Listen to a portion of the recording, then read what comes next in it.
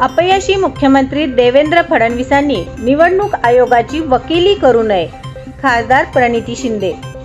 आज रोजी सोलापूर लोकसभा मतदारसंघाचे खासदार प्रणिती शिंदे यांची विधानसभा निवडणुकीतील ईव्हीएम घोटाळा आणि विविध विषयासंदर्भात काँग्रेस भवन सोलापूर येथे सोलापूर शहर काँग्रेसचे अध्यक्ष चेतन भाऊ नरोटे यांच्या उपस्थितीत पत्रकार परिषदेचे आयोजन केले होते.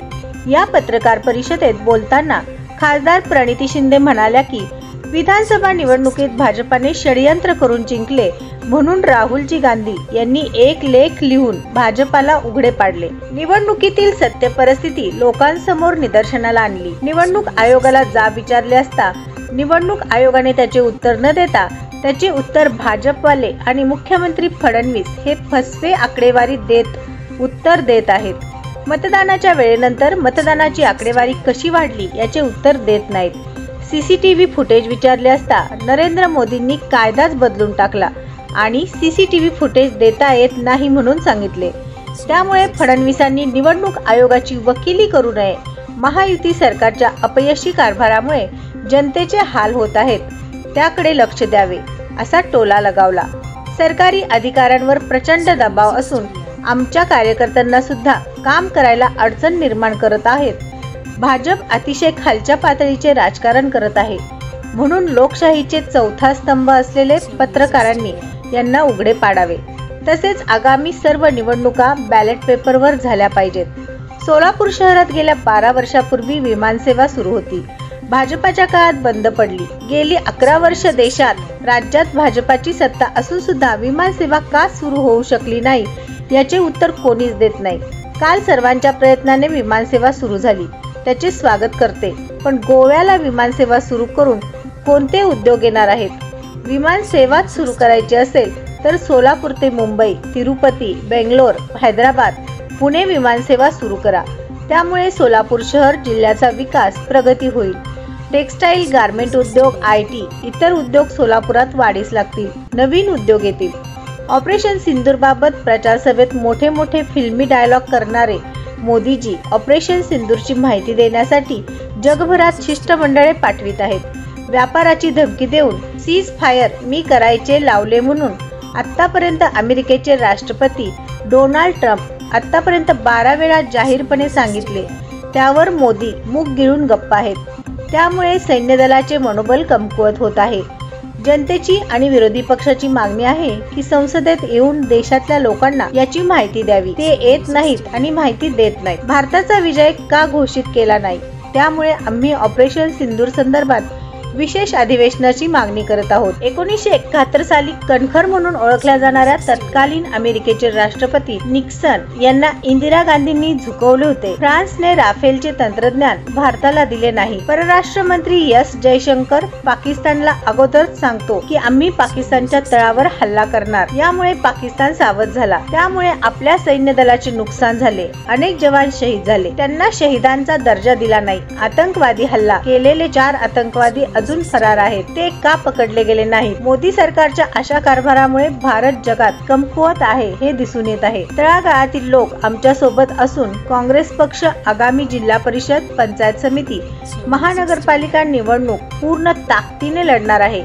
गेल्या 11 वर्षातील भाजपाचा अपयशी कारभार, महागाई, बेरोजगारी, शेतकरी आणि सर्वसामान्यांचे जिव्हाळ्याचे प्रश्न याबाबत जनजागृती कार्यक्रम पक्षाच्या वतीने लवकरच सुरू करणार आहोत. तसेच यावेळी शहर अध्यक्ष चेतन भाऊ नरोटे यांनीही पत्रकारांशी बोलताना म्हणाले की विधानसभा निवडणुकीत संध्याकाळी 6 नंतर 76 लाख मतदान झाले आहे अशी कबुली निवडणूक आयोगाने दिली आहे. ईव्हीएम घोटाळ्याप्रमाणे हाही एक घोटाळा आहे. आगामी स्थानिक स्वराज्य संस्थेच्या निवडणुकीत ही परिस्थिती पुन्हा होऊ नये याची दक्षता निवडणूक आयोगाने घ्यावी. या पत्रकार परिषदेत सोलापूर शहर काँग्रेसचे अध्यक्ष चेतन भाऊ नरोटे, प्रदेश सरचिटणीस माजी महापौर संजय हेमगड्डी, माननीय विनोद भोसले, दळवीन निकाळजे, माननीय नगरसेवक परवीन इनामदार, अनुराधा काटकर, कार्याध्यक्ष मनोज येलगुलवार, प्रदेश चिटणीस शकील मौलवी, महिला अध्यक्ष प्रवीला तुपलवंडे, युवक अध्यक्ष गणेश डोंगरे, प्रवक्ते नागनाथ कदम, मध्य युवक अध्यक्ष वाहिद विजापुरे, मीडिया प्रमुख तिरुपती परकी पंडला, ब्लॉक अध्यक्ष देवाभाऊ गायकवाड, बाबूराव म्हेत्रे, VGNT अध्यक्ष युवराज जाधव, दिनेश म्हेत्रे, संजय गायकवाड, सागर उबाळे, सुभाष वाघमारे, भीमराव शिंदे यांच्यासह इतर पदाधिकारी उपस्थित होते. सगळ्यात जास्त आमदार निवडून आले महाविकास आघाडीचे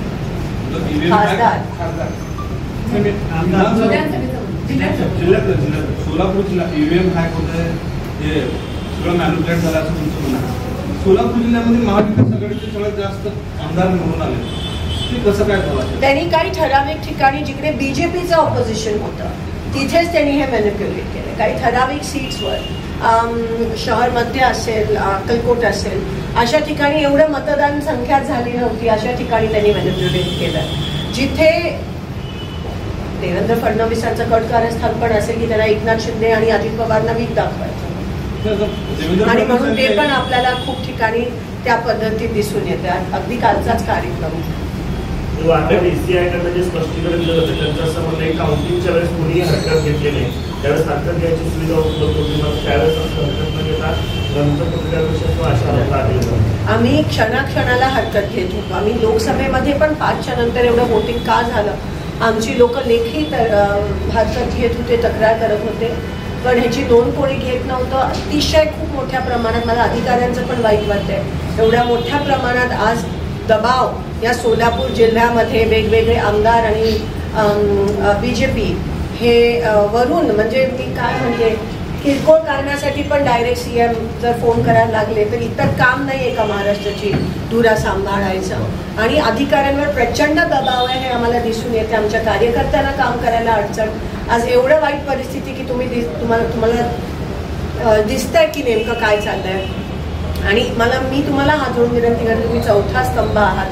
जे प्रश्न खरं तर तुम्ही विचारायला पाहिजे, म्हणजे काही 35, 40, 50 वर्षाची लोक जी मोदी सत्तेत आल्यानंतर जन्माला आली, त्यांना असं वाटतंय की ह्या देशात आधी काहीच झालं नव्हतं. उदाहरण तुम्ही कालचंच घ्या. मी स्वागत करते विमानसेवेचं, पण आधी पण सोलापुरात विमानतळ होतं आणि विमानसेवा सुरू होती, आणि ते पण मुंबई सोलापूर, सोलापूर मुंबई, किंगफिशर, रेड, एवढी मोठं ATR या ठिकाणी येत होतं. पण जसं मी म्हणाली, काही 35, 40, 45 वर्षांची लोक ज्यांचा जन्म मोदी आल्यानंतर झाला, त्यांना हे माहितीच नव्हतं. जणू काय पहिल्यांदा सोलापुरातून विमान टेक ऑफ आणि लँडिंग. आणि मी अजूनही ऑन रेकॉर्ड म्हणते की तो विकास मंच असेल, आपण सगळे असू, कोणत्याही शहरात विमान सेवा सुरू का झाली पाहिजे, कारण का त्या शहराची प्रगती झाली पाहिजे, त्या शहराचा कमर्शियल दृष्ट्या, ट्रेड दृष्ट्या त्या शहराचा विकास झाला पाहिजे, प्रगती झाली पाहिजे. फॉर एक्झाम्पल, आपल्याकडे पॉवरलूम आहे, टेक्स्टाईल आहे, आपल्या इकडे IT झालं पाहिजे, आपल्या इकडे अनेक उद्योग आले पाहिजेत. गोव्याला सर्व्हिस सुरू करून आपल्या इकडे कोणते उद्योग येणार आहेत? आणि काल बोलताना ते म्हणाले की वाया गोवा तुम्ही मुंबईला जाऊ शकता, वाया गोवा तुम्ही, म्हणजे काय सिद्ध करताय तुम्ही? आणि पूर्णपणे हा आजकालचे कार्यक्रम हे सगळे, मला असं वाटतं श्रेय सगळ्यांचं असतं, पण एक प्रकारे भाजप प्रत्येक गोष्टीत हायजॅक. परवा एक शब्द वापरला मोदीजींनी, न्यू नॉर्मल म्हणून एक शब्द वापरलेला, आणि मी तर म्हणते पॉलिटिक्स हे न्यू लो बीजेपीने आणलाय. मला वाईट वाटतं की एक नवीन खालच्या पातळीला एवढं जाऊन कसं राजकारण करू शकतात. अधिकाऱ्यांवर दबाव, प्रत्येक स्टेज हायजॅक करण्याचं, लोकांना दिशाभूल करण्याचं.